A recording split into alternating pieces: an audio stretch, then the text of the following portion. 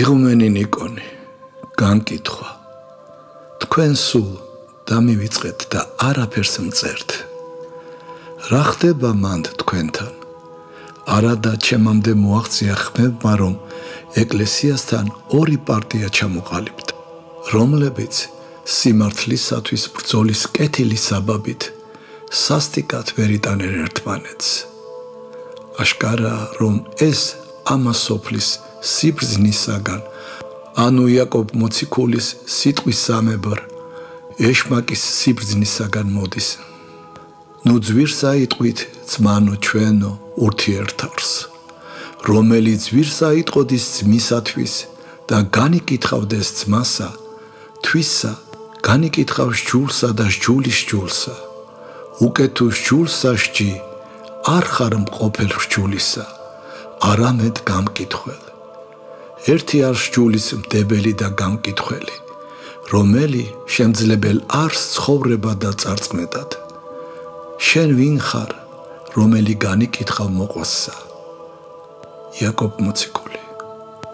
მე არა ვარ არც თქვენი და არც თქვენს მოწინააღმდეგეთა მსაჯული, მაგრამ ჩემი ცხოვრებისეული გამოცდილება პირველ ყოვლისა კი წმინდათა წერილი კარდახობს, რომ საშინელება მტრობაში ცხოვრება და მით უმეტეს სიკვდილი.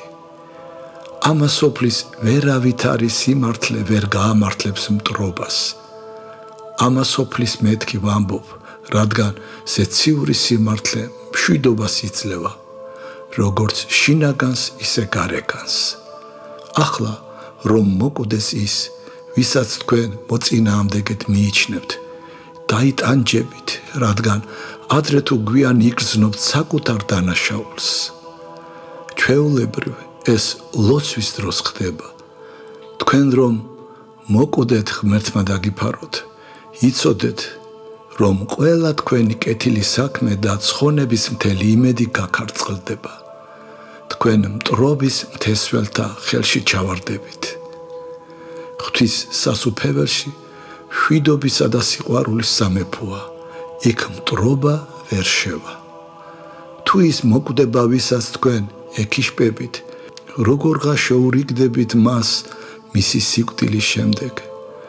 მოგიწევთ ბევრი ტირილი, ლოცვაში, კეთილ საქმეებში გარჯა, სინანული უხვით სრემლის ხვრით. რაში გჭირდებათ ასეთ მდგომარეობაში თავის ჩაყენება? რისთვის ანუ ვისთვის? ძვირფასო, სიბრალულით და სიყვარულით გეუბნებით, საკუთარ თავზე აიღე მთელი დანაშაული თქვენს მოწინააღმდეგეებთან უთანხმოებაში. ღვთის წინაშე ლოცვისას განიხილეთ საკუთარი თავი, შეინანეთ ღვთის წინაშე, ევედრეთ უფალს, რათა მან გამოგიცხადოთ თქვენი დანაშაული. შეგინდოთ, გული მოგილბოთ და მოგცეთ ძალა გულწრფელობა იმისა, რომ თქვენს მოჩვენებით მტრებს შენდობას თხოვოთ. ეს ეშმაკი წარმოგიდგენთ ისე, თითქოს სხვების ცოდვები დიდი იყოს, თქვენი კი უმნიშვნელო. ჩათვალეთ, რომ ყველაფერი პირიქითაა და შეურიგდით. უფალი შეგეწიოთ, ნუგეში მეცით, მომწერეთ, რომ შეისმინეთ ჩემი რჩევა. ცხადია, ხვდებით, ვისაც უნდა შეურიგდეთ უპირველეს ყოვლისა. იგი სიკვდილის პირასაა. გულწრფელად სთხოვეთ შენდობა, თავადაც მიუტევეთ და თუ შეგიძლიათ, თქვენი გულწრფელობა მასზე ზრუნვით დაამტკიცეთ. მოუარეთ სნეულს. წყალობა ღვთისა იყოს თქვენთანა, უფალმა გიხსნათ მაცდური მტრის ხელთაგან. მოგანიჭოთ მშვიდობა, რომელი ხმაც ყოველსა გონებასა. მშვიდობა, რომლის შესახებაც ხორციელ კაცს არავითარი წარმოდგენა არა აქვს.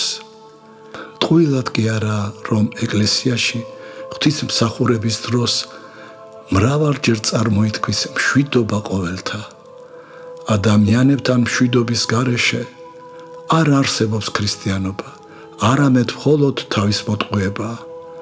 უფალი შეგეწიოთ და განგსწავლოთ ყოველგვარ სიკეთეში. შემინდე მე, რომელიც გავკადნიერდი და მოგწერეთ ეს თქვენთამი სიყვარულის გამო. 1962 წლის 26 თებერვალი.